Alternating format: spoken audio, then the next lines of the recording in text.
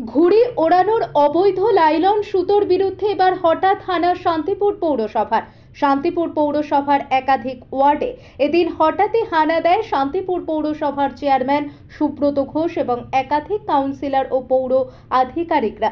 দিনের পর দিন শান্তিপুর জুড়ে বিভিন্ন জায়গায় অবৈধভাবে এই লাইলন সুতো বিক্রির কথা কানে এসেছে পৌরসভার, যাতে করে পশু পাখি তথা সাধারণ মানুষদের বিপদের মুখে পড়তে হচ্ছে। এবার সেই অবৈধ লাইলন সুতো কারা বিক্রি করছেন এবং কোথায় বিক্রি হচ্ছে সেটা জানতে একাধিক ঘুড়ির দোকান এবং ঘুড়ির সুতো বিক্রির দোকানে অভিযান চালালো শান্তিপুর পৌরসভা। এদিন শান্তিপুর পৌরসভার চেয়ারম্যান সুব্রত ঘোষ এবং একাধিক কাউন্সিলর, সিআইসি মেম্বার ও পৌর আধিকারিকদের একত্রিত অভিযান চলে শান্তিপুর জুড়ে। যারা ব্যবসায়ী রয়েছেন তাদেরকে অবৈধ বিক্রি বন্ধের জন্য অনুরোধ করা হয়। খোঁজ চালানো হয় কারা এই অবৈধ সুতো বিক্রি করছে। যদিও পৌরসভার তরফ থেকে জানানো হয়েছে এটা একদিনের অভিযান নয়, অভিযান বারবার চলবে। যারা এই সমস্ত কাজ করছে তাদের বিরুদ্ধে কঠোর ব্যবস্থাও নেওয়া হবে পৌরসভার তরফে। যদিও এদিন অভিযান চলাকালীন চেয়ারম্যানের কাছে পুলিশের অতি সক্রিয়তা নিয়ে ক্ষোভ উগরে দিয়েছেন একাধিক ব্যবসায়ী। এলাকাবাসীরা জানাচ্ছেন পুলিশ অভিযান চালাচ্ছে, যাকে তাকে তুলে নিয়ে যাচ্ছে, আবার রাতে ছেড়ে দিচ্ছে। যদিও সংবাদ মাধ্যমের সামনে তারা মুখ খুলতে চাননি, তবে পৌরসভার চেয়ারম্যানের কাছে ক্ষোভ উগরে দিয়েছেন। একজন মহিলা ব্যবসায়ী জানান, গভীর রাতে পুলিশ অভিযান চালিয়েছে। মহিলা পুলিশ না নিয়ে মহিলা ব্যবসায়ীর ঘরে তল্লাশি চালিয়েছে। তিনি বারবার আশ্বস্ত করা সত্ত্বেও পুলিশ তাদের কোনো কথা শোনে না।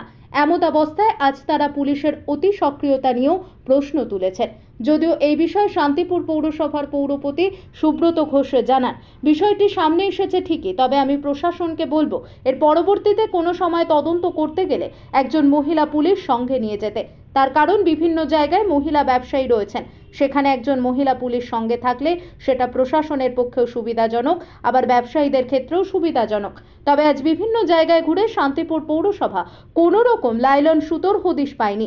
সাধারণ মানুষ এবং ব্যবসায়ীদেরকে বারবার সচেতন করা হয়েছে, অনুরোধ করা হয়েছে যাতে কোনো রকম লাইলন সুতো শুধু তারা বিক্রি না করেন, তার বদলে সুতির সুতো যেটি মাঞ্জা দিয়ে বিক্রি করা হয় সেই সুতোই বিক্রি করার কথা বারবার জানানো হয়েছে। যদিও বেশ কিছু জায়গায় লাইলন সুতো দেখা যাচ্ছে, সেগুলি দোকানে নয়, কিছু ব্যক্তি হয়তো মজুত করে রেখেছেন।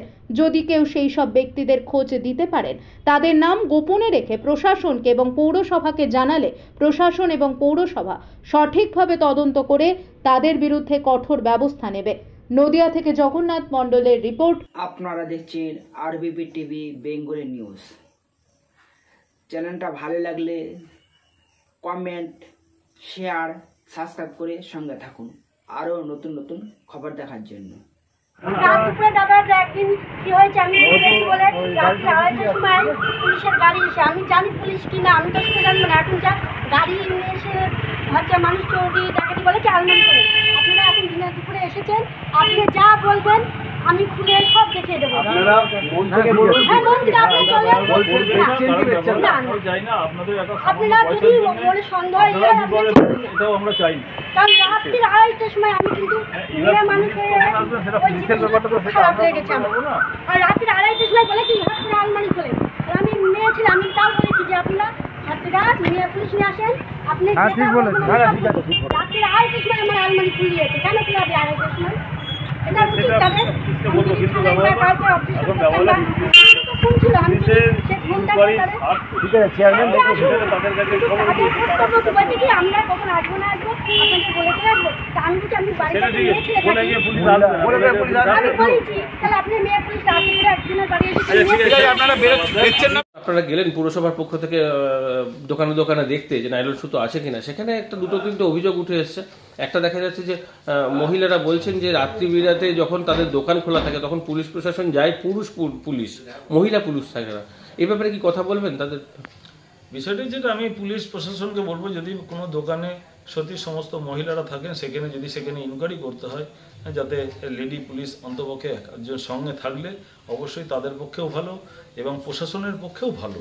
এবং আমরা যেগুলো জায়গায় আজকে ইনকোয়ারিতে গিয়েছিলাম সেই অর্থে কোনো লাইলন সুতো সেখানে আমরা পাইনি এবং তাদের কাছে আমরা এসছি, সতর্ক করে এসছি। কয়েকদিন আগে একটি ছেলেকে প্রসেনজিৎ বলে নাম, তাকেও নাকি পুলিশ নিয়ে গিয়েছিলেন এবং তার সঙ্গেও আমি কথা বলি এবং তাকেও অনুরোধ করেছি তুমি যেন এই কাজের সঙ্গে আর যুক্ত থেকো না, এবং তুমি যেগুলো সুতির সুতো মাঞ্জা দেওয়া সুতো সেইগুলোই তিনি আগেই দোকানে গিয়ে দেখলাম তিনি সেইগুলোই আপাতত বিক্রি করছেন বলে আমার যেটুকু তার দোকানে গিয়ে আমি দেখতে পেলাম। আপনারা গিয়ে পাচ্ছেন না, পুলিশ প্রশাসন খুঁজে পাচ্ছেন না, অথচ প্রত্যেকটা ছাদে ছাদে উঠছে কিন্তু যে লাইলনের সুতো, এবং সেগুলো মানুষও পাচ্ছে হাতে, তাহলে কিভাবে আসছে এত পরিমাণ? বিষয়টা ব্যাপারটা তো বলেছি, দোকানে হয়তো নেই, এমন কিছু কিছু লোক হয়তো তার বাড়িতে স্টক করে রেখে দিয়েছেন।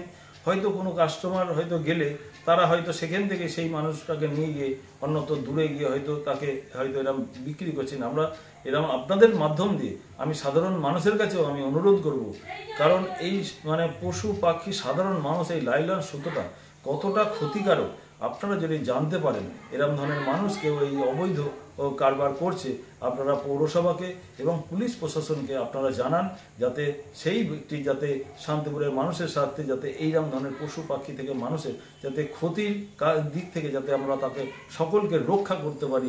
এই জন্যই কিন্তু আমাদের পথে নেওয়া, মানুষকে সজাগ এবং সতর্ক করা, এবং তারা আসুন সকলে যদি এরকম ধরনের কারোর আপনারা জানতে পারেন আমাদেরকে একটু অবশ্যই তাদের নাম পরিচয় গোপন রেখে যদি পুরসভায় খবর দেয় তাহলে আপনার ব্যবস্থা নেবেন? অবশ্যই নাম পরিচয় গোপন রেখে তারা জানাক, আমরা পুলিশ প্রশাসনের সঙ্গে কথা বলে নিশ্চয়ই সেই মানুষগুলোকে খুঁজে বের করে চিহ্নিতকরণ করে তাদেরকে আমরা অনুরোধ করবো যাতে এই কাজের সঙ্গে তারা যুক্ত না থাকে।